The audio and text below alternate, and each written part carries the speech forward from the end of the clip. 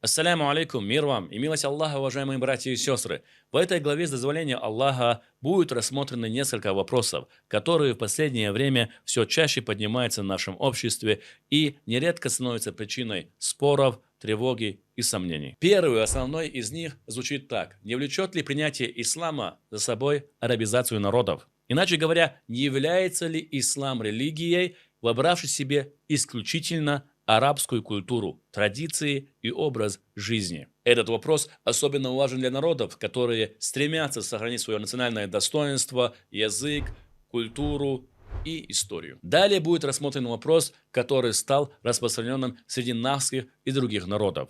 Почему ислам разрешил браки между двоюродными братьями и сестрами, если современная медицина указывает на возможные генетические риски для потомства? И не является ли это доказательством того, что ислам не может быть истинной религией? На этот вопрос будет дан ответ не только с опорой на религиозные принципы, но и на современные научные данные и результаты исследований. Третий вопрос чаще всего волнует людей, которые искренне любят свой народ, его уклад и традиции.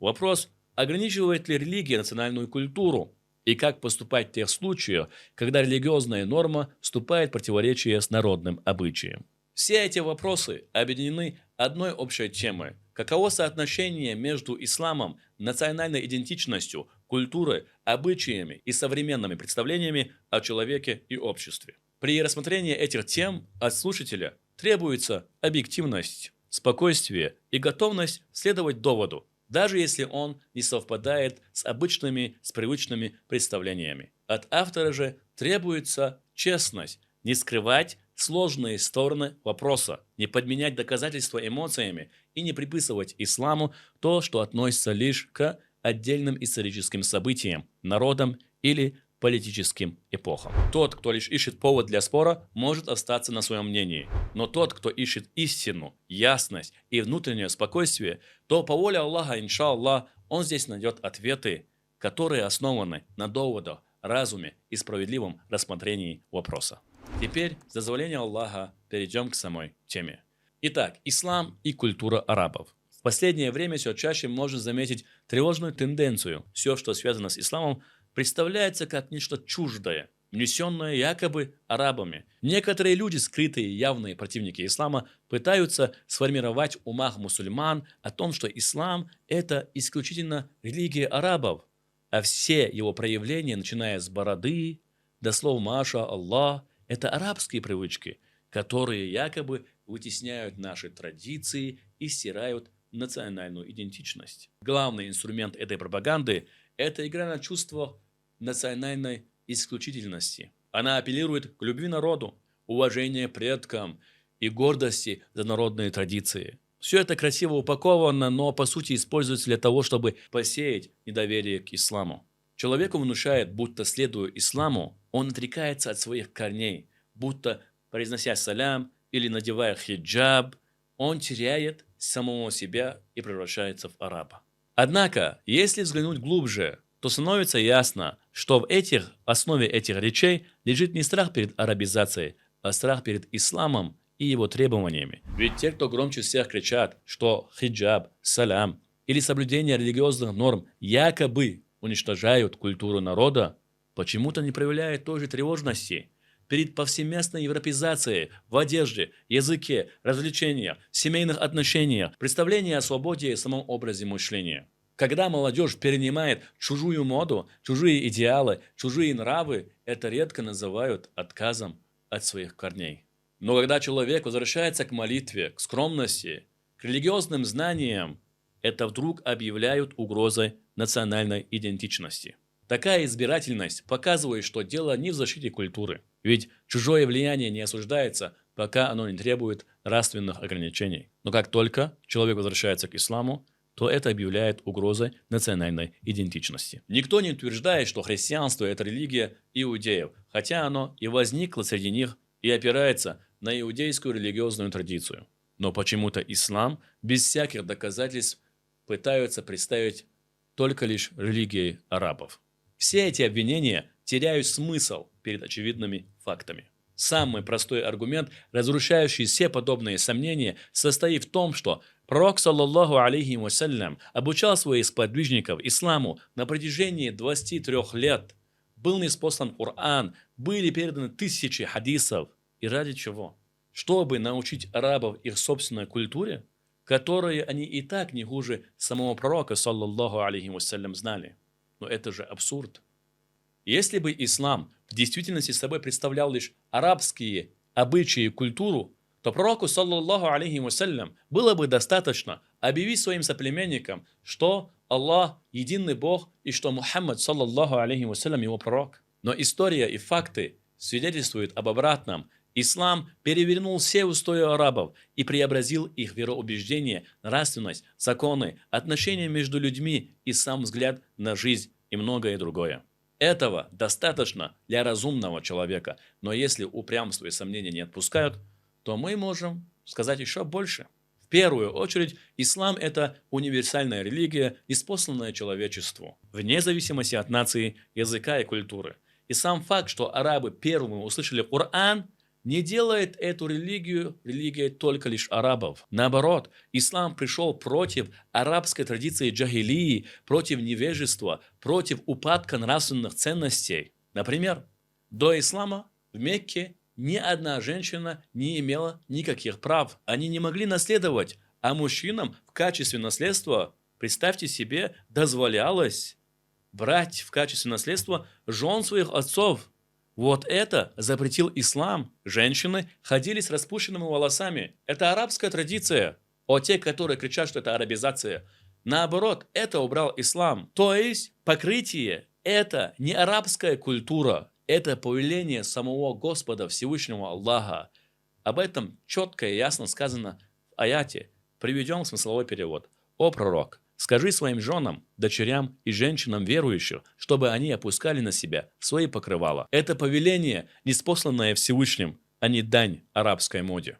Возьмем наших женщин. У нас что, унаследует землю женщина? Ей достается земля?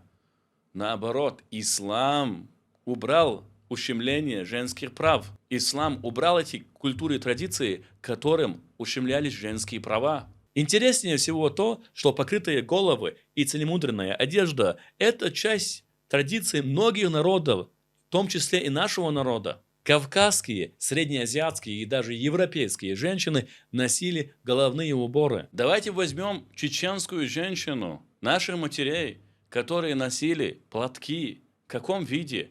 3 составных частей – чухт, йоулах и квертлер. 3 составных частей. И если кто-то называет хиджаб арабским элементом, пусть посмотрит старые фотографии своих бабушек. А монахини, которые до сих пор носят покрывало, чем вам не образ достоинства ислама? Даже святая Мария на всех изображениях показана в платке, который напоминает хиджаб. Но женщины, которые чаще всего критикуют хиджаб, говорят, что это против их культуры, нации, сами ничего национального не носят. Их одежда – это прямая калька Запада. Их стиль одежды – это порождение европейских дизайнеров законодательной моды. Волосы распущены, обтягивающая одежда, современный макияж, который даже не снился женщинам прошлого. А если взять некоторых мужчин, посмотрите на них. Короткие футболки, обтягивающие футболки, чуть что пригнулся, оголяется спина. И вы хотите сказать, что так называемые защитники чеченской идентичности, что это чеченская культура? И после всего этого они говорят о потере традиций? Эти двойные стандарты действительно поражают. И что бы сказали бы наши праведные предки, если бы увидели, в каком плачевном состоянии находятся некоторые их потомства? Так давайте посмотрим вокруг. Где же эта пресловутая арабизация? Внимание, вопрос. Кто у нас на улицах ходит в джильбабах, чалмах и маматах? Мы носим джинсы, футболки, говорим на чужих языках, впитываем западную культуру, начиная от мультфильмов до сериалов. Так вопрос, так где же эта арабизация? Ответ прост. Мы просто слышим обвинения в арабизации, но в действительности ситуация не такая, даже близко не такая. А это слово стало обычным штампом для манипулирования обществом. Так что дело вовсе не в борьбе за народные ценности.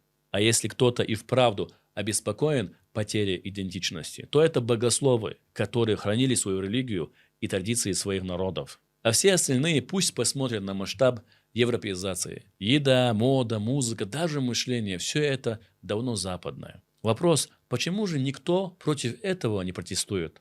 Где же вы, лицемеры, которые кричите про арабизацию? Почему вы здесь молчите? И вы не защитники идентичности, культуры, традиций народа. Вы противники ислама. Дело вот в чем. Также стремление убрать из обихода мусульманские слова – это не слова арабов. Ассаляму алейкум – это не приветствие арабов, это исламское приветствие. Говоря, зачем нам его использовать, если наши предки говорили по-своему. Но и здесь все строится на искажении. Люди, которые сегодня лгут на ислам, наговаривают на ислам, искажая, приводят вам то, что как бы якобы со стороны бьет по национальной идентичности. Но это неправда. Потому что ни у арабов, ни у чеченцев раньше не было приветствия «Ассаляму алейкум». Это чисто исламское приветствие. Это религиозное приветствие. Это приветствие мусульман, верующих единого Аллаха. Более того, те, кто говорят, что наши же предки говорили, так маршал Душига – это что же снято из исламского приветствия? Оно не было чеченским. Наши предки взяли это приветствие из исламского приветствия. Салям – это сунна, это особенность верующих, понятная для всех мусульман любой национальности. Это не арабское приветствие, это не арабизация. Это то, что делает мусульман единой семьей во всем мире. Отказаться от этого значит отвергнуть не арабское, а исламское. Все, что мы сегодня видим, это не арабские привычки. Намаз – это не арабская молитва. Пост – это не арабская диета. Слова «Маша Аллах», «Субхан Аллах» – это не арабские выражения, а часть языка веры. Часть языка веры. Коран учил этому пророка, саллаллаху алейхи вассалям, а не арабская традиция. А обычаи, мы их не меняли. Возьмем одежду. Чалмы арабы носили, а мы тюбетейку и папахи. Так где же арабская арабизация, тотальная арабизация и так далее? Если и есть влияние, то оно точно не с Аравийского полуострова, а с Запада и с Америки. Вот это влияние наблюдается, но против него не выступаете вы, о лицемеры. Все это с их стороны – это нападение на религию, завуалированное под патриотизмом. Мол, мы не против ислама, мы просто хотим сохранить свою культуру, говорят лицемеры. Но как в это поверить, если у тебя своя культура – это попса, западные фильмы, короткие юбки? Открыто говорить, что ислам – это плохо, они не станут. Сначала нужно убедить людей, что особенности ислама – это нечто не исламское, а часть культуры жалких арабов. Но есть большая проблема для них – это логика и факты. Арабская культура – это не есть ислам. Смешивание этих двух понятий является большой ошибкой и не выдерживает никакой критики. Если бы ислам был бы частью арабской традиции и культуры, то пророку, саллаллаху алейхи вассалям, не пришлось бы арабов обучать религии ислам.